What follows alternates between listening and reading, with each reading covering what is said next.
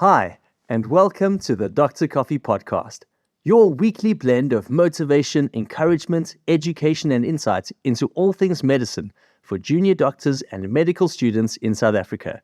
In this week's Coffee with Consultants feature, we hear from Professor Adam Mahomed about his path in medicine and what it takes to specialize in internal medicine and gastroenterology.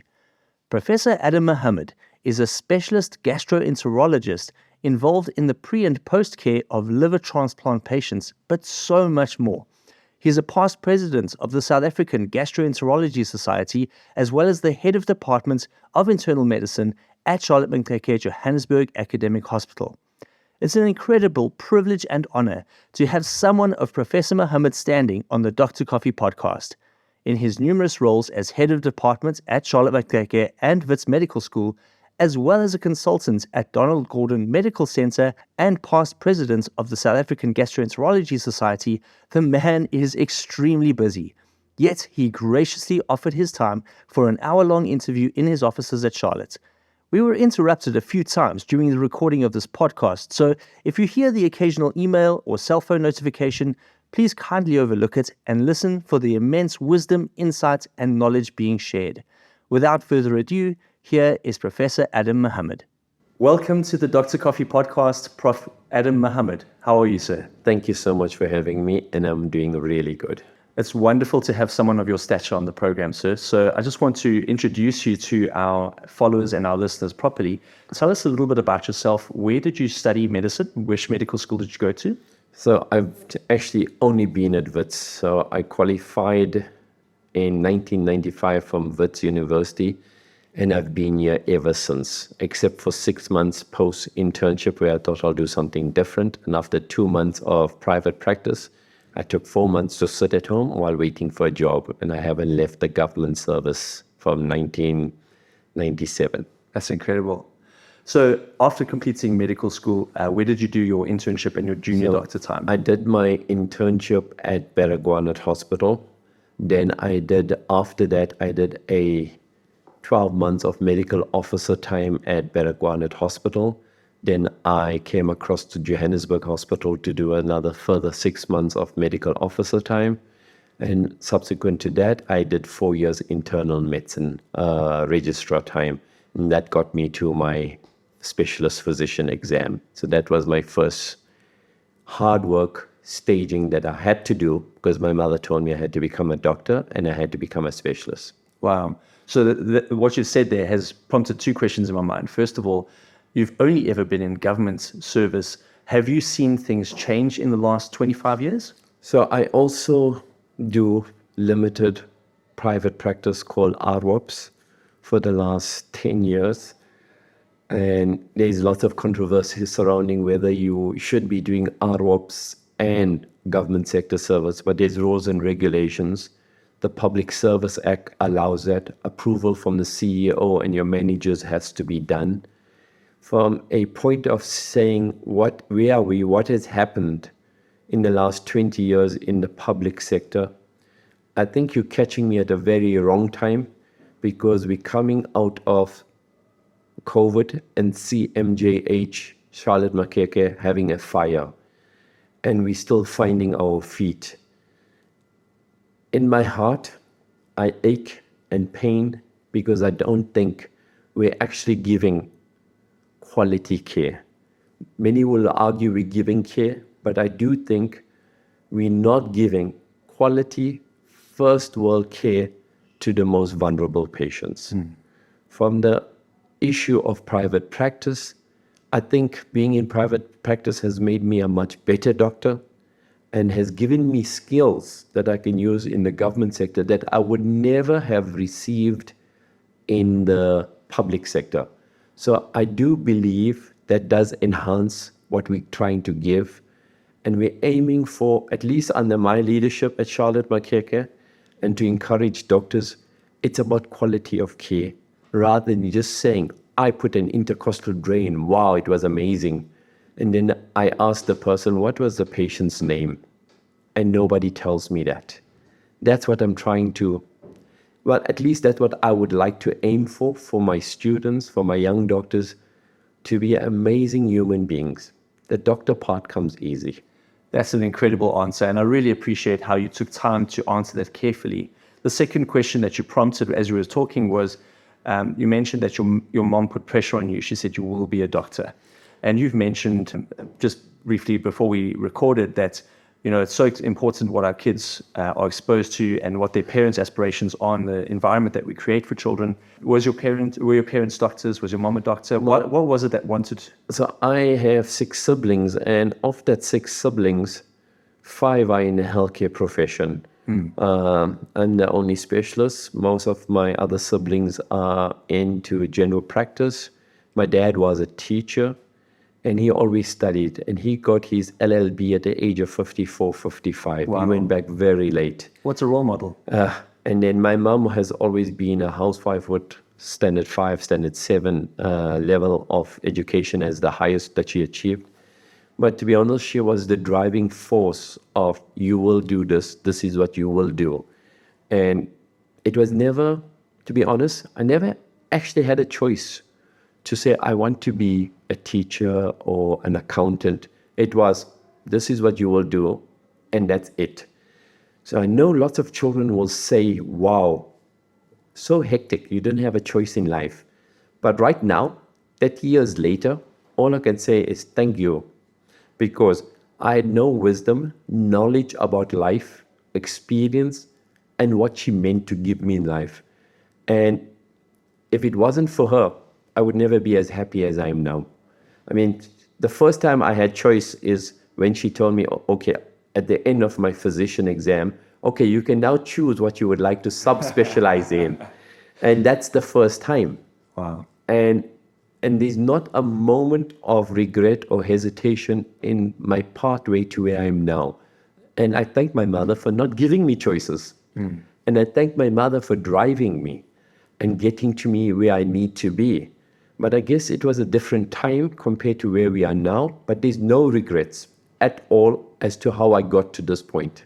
What's an incredible legacy your parents have as well, to have had such an influence on their children, all being in healthcare basically. That's wonderful. Okay, so tell us a little bit about your specialty. I know that you have many areas of interest and you are very qualified. So maybe we can speak about gastroenterology, but also internal medicine. I mean, you've obviously seen so much as the head of department here at Charlotte.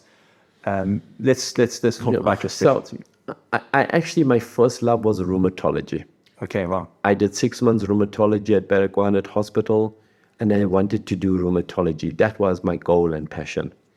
And life, God has a vision and a plan that's completely different from where you are. So when I came across from Baragwanath to this hospital, I had an amazing boss, Professor Wing, who was so amazing. And he said, you just go and work in gastroenterology with Professor Obedi Wantembe, who's left now, but he's still in private. And another amazing human being. And I came here and I started working in gastroenterology. And within 1 week, I wanted to be like Professor Obi Wantembe. Smart Englishman from Zambia who spoke well, wore tie and suit to work, came in pleasant, left every day smiling, engaged with the nurses, engaged with the doctors. You would never know that he was your boss. And I said, I want to be like this dude. And that was it. And I changed over to doing gastroenterology. And after 3 months of being in gastroenterology, I said to him, when I finish my registrar time and my exam, I'm coming here, just make sure you sort out my job. And I finished my time, and I'm waiting now for a post. I came to him and I said this, and I went to Prof. Wing, and I said, this is what our goal was, and this is what you said to me. He said, no problem, you will get to gastroenterology, and I got to gastroenterology.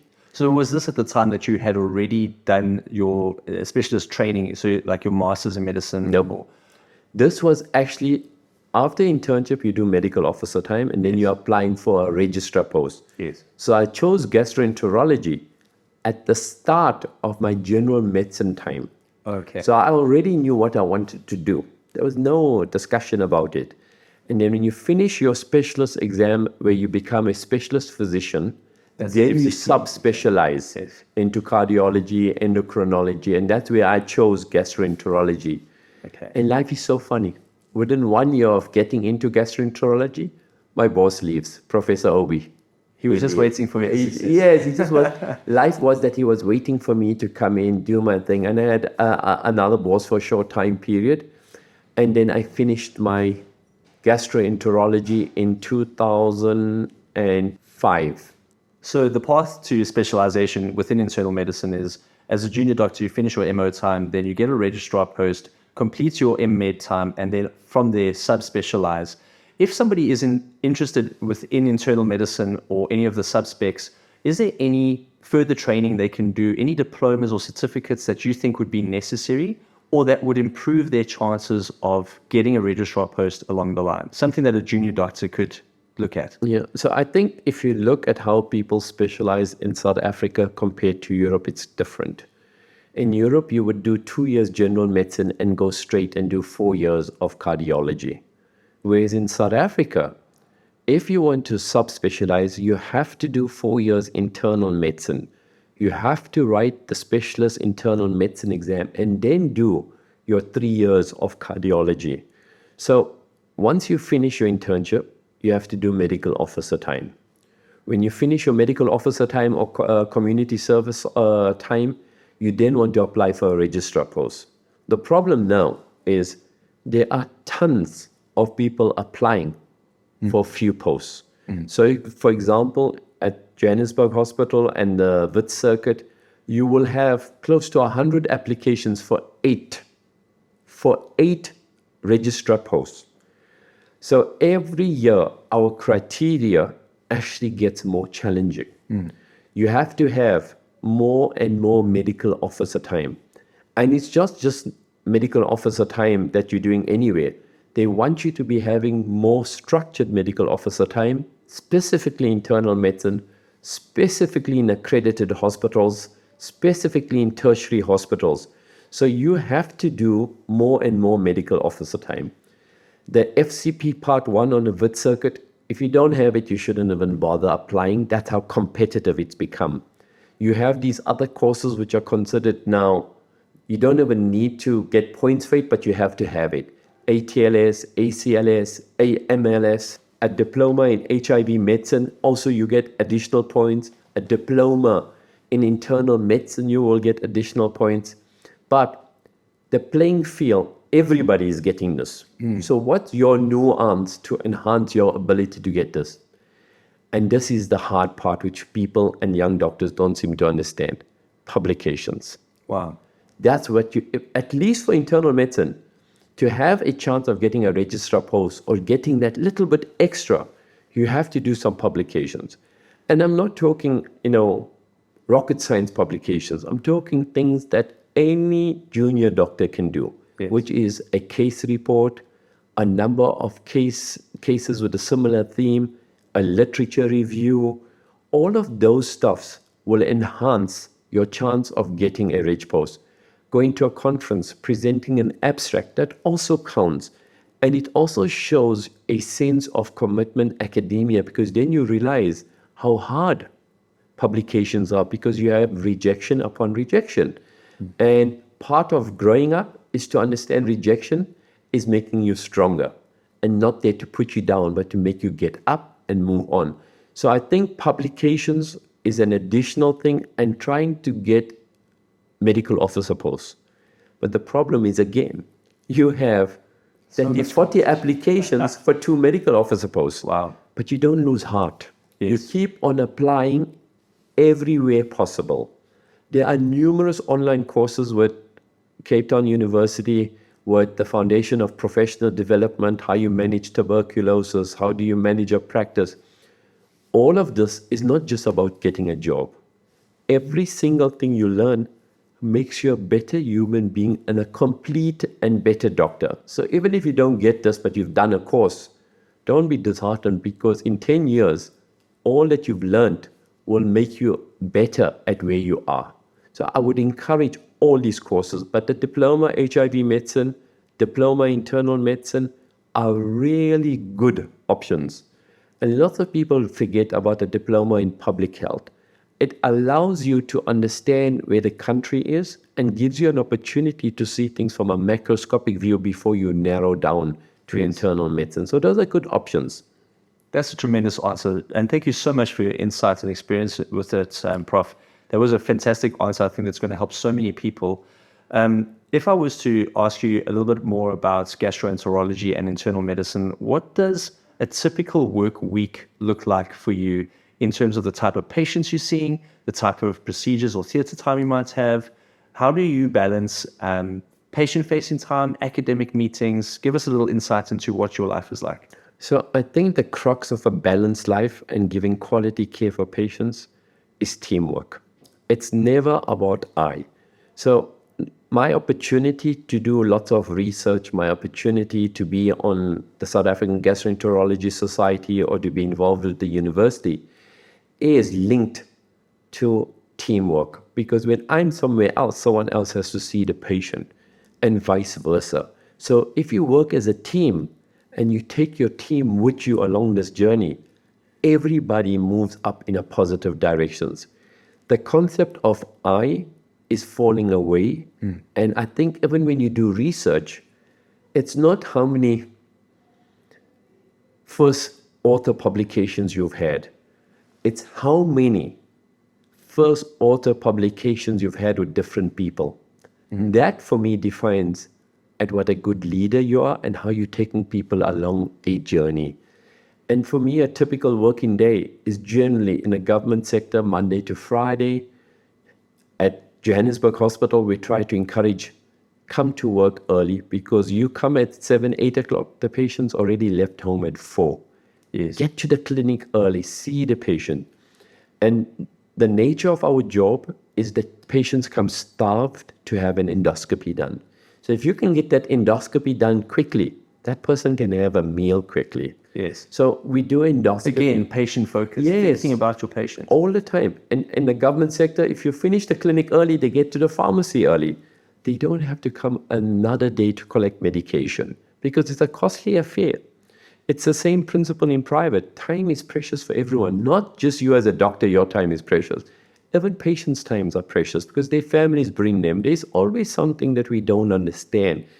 And if we look at it, how can I be a patient and expect that quality of service, give that standard of service?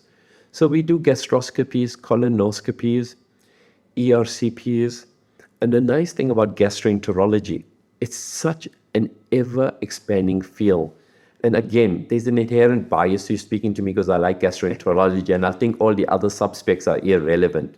But the reality is, if you look at overseas at gastroenterology, there's sub-specializations. Yes. You get some guys that only do esophagus, only do pancreas.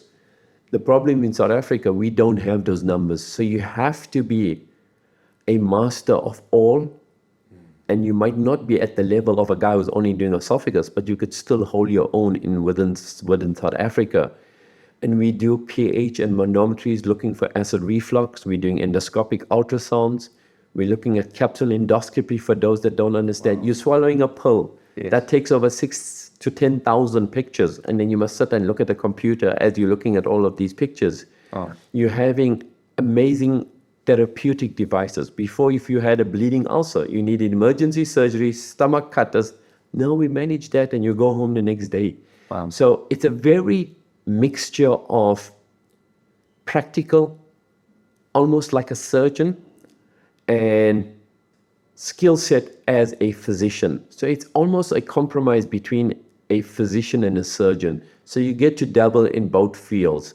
Obviously, there's a bias. I do think we do the job better because we're only doing endoscopy and not surgery, whereas surgeons do surgery and dabble in endoscopy. But that's my own bias. I do think as physician gastroenterologists do it much more better because that's all they're doing. That's something that is actually so fascinating. I never realized that a gastroenterologist in internal medicine would have so much theatre time. We always think of like the general surgeon being the surgical one and physicians only having a stethoscope and using clinical skills and reasoning. So that's a fascinating insight. And I think also you qualified it really well by specifying that as a consultant and as a professor, your day might not look typical compared to some of the other doctors on the team.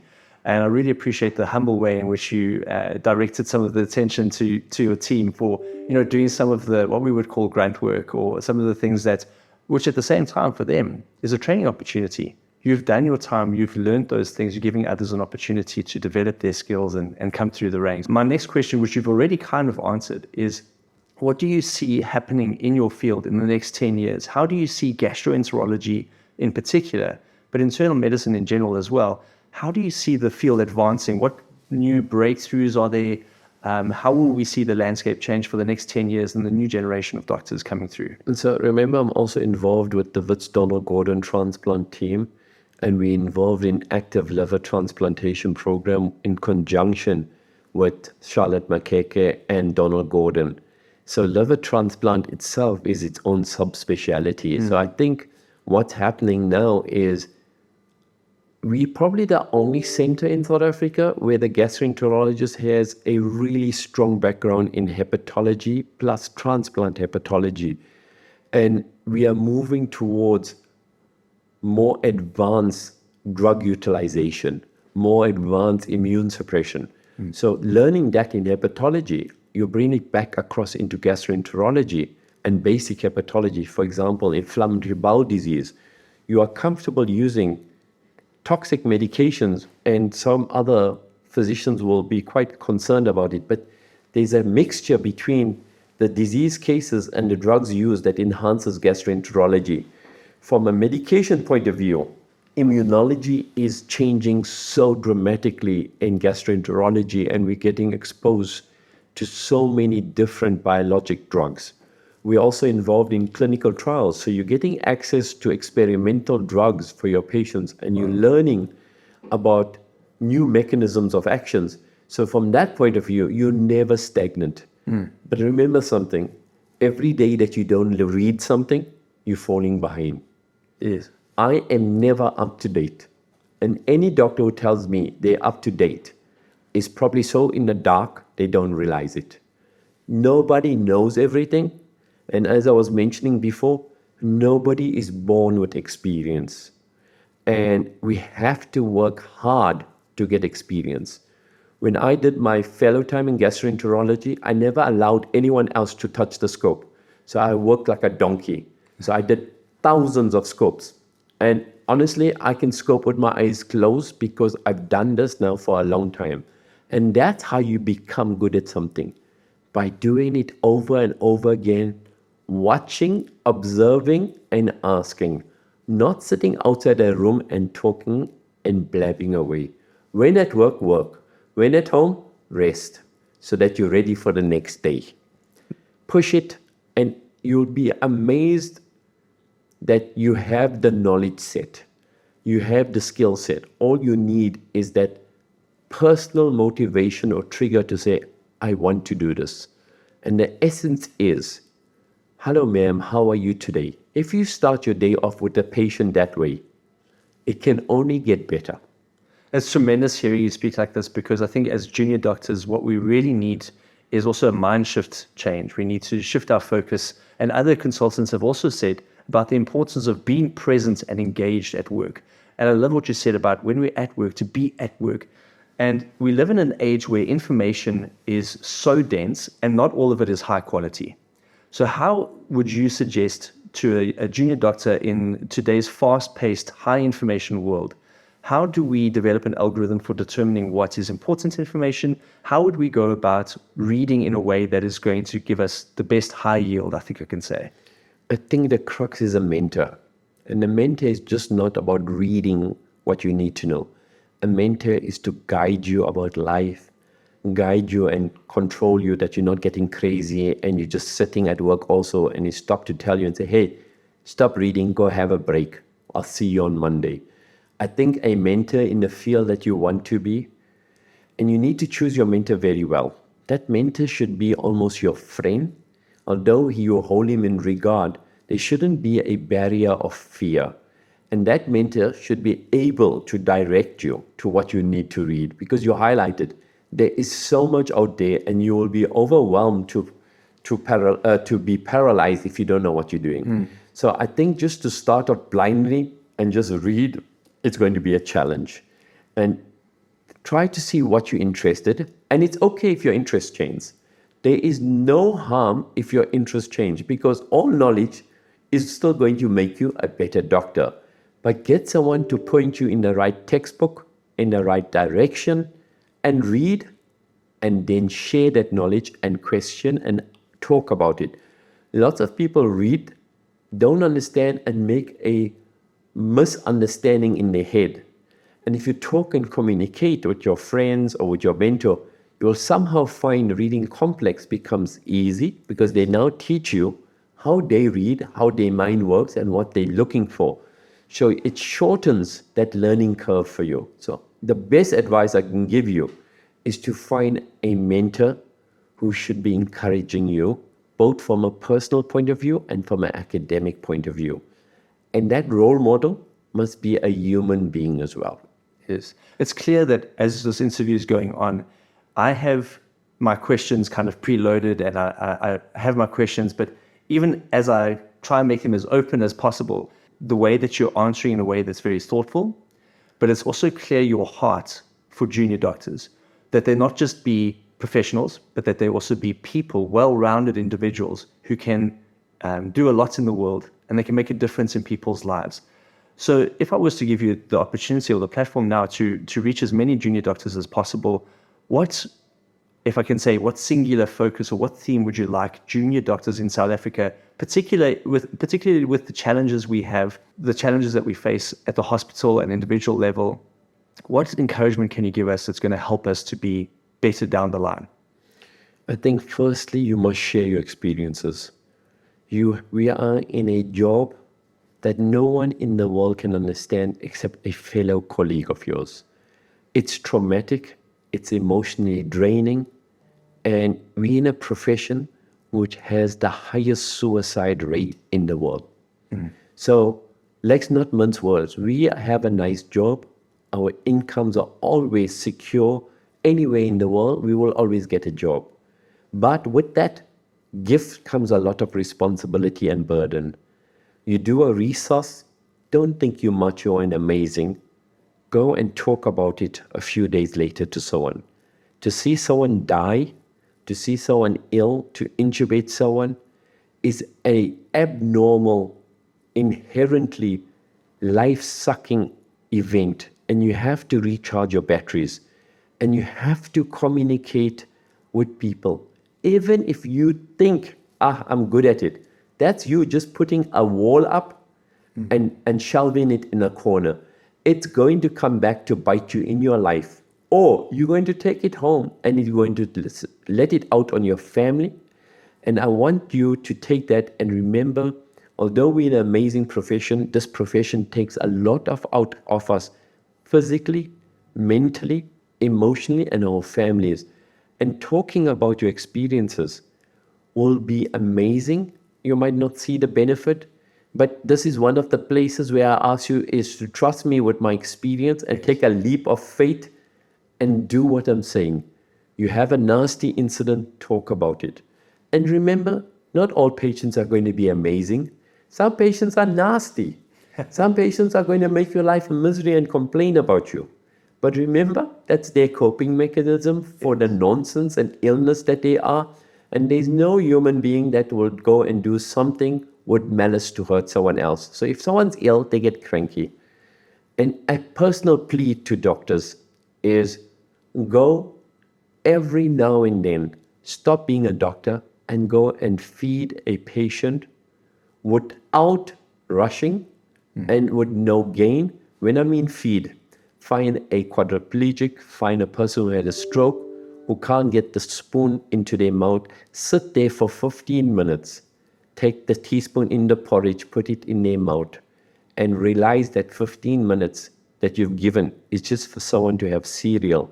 And that's the essence of being a doctor. That's beautiful. And if you can do that, if you can change a linen, if you can wipe a person's bum of crap and diarrhea, if you can change a catheter even as a doctor, if you can do manual disinfection of feces, nothing in life will be difficult for you because you're starting at the bottom end and you are meeting the needs of basic human life. And whatever else you do is a bonus. And that's what I would suggest. The knowledge will come. Work on being kind, soft, and gentle, and you will see how medicine will make you an amazing human being. If I could cast your mind back to the last 30 years in medicine, do you have any regrets? Is there anything that you wish you had done better? So as my job as head of medicine, as my job as head of GIT at the stage, I wished I could have guided young people better. I wish I could have been a softer hearing board for people. I wish my door could have been open for someone who has a bad day to come in with no questions asked, just to come and offload. And I hope that I can do that in the future. And my biggest regret is I wasn't a good listener. And don't take me wrong, I'm not a softie. When it's time to work, you work. If you compromise a patient because you are lazy, rascal, you will find no person worse than me in the world. I will do whatever it takes to fire you if you go and kill one of my patients based on pure negligence, or you don't hand over the patient, or you're blasé about patients. And then I'm not your friend. But I will be your best friend if you need me, if you need help. And that's my biggest regret in the current system is we are too hard as human beings on junior doctors. Junior doctors are working as secretaries and personal assistants for registrars and consultants. I wish for junior doctors to become more active in patient care and to be, I'm in charge of this patient, I'm going to present, I'm going to take the history, I'm going to do the procedure. You watch and supervise me. You had your chance, this is my turn to learn. Your job now is to supervise me. And steal procedures, do tons of procedures, so that at the end of the day, you will be the best that you can be. And don't feel shy about stealing procedures. It must be competitive. No, I'll do the LP. No, I'll do the bone marrow. That, at the end of the day, the registrar consultant can do that. You can't. You take it. Grab the opportunities, because opportunities are becoming less to do these procedures because of technology and better science.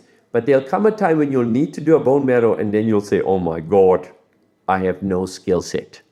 So use these opportunities to find balance in life. But laziness is not a solution for balance, to be balanced. Excellent. It's clear as you speak that you do value rest, and I love the human aspect of what you're saying about patient care and just being a good human being. I think we sometimes miss that in the drive to achievement and the drive to professional development and career. I want to just highlight one more thing. Be nice to your colleagues. Yeah. Have a cup of coffee once a week. Buy a cake. Get a roster. Have tea together once a week. It's always going to be hectic to find that time because you're so busy and you're rushing to get out of work. Yes. Make a commitment. Once a week, we as a team will have tea and cake. The nurses, the general assistants, whoever it is, we will have tea and cake. And it's easy to spend 50 Rand on a cake for 10 people. It's not, don't come and tell me we're poor. Yeah. We can easily have cake and there's 5 people, 1 in 5.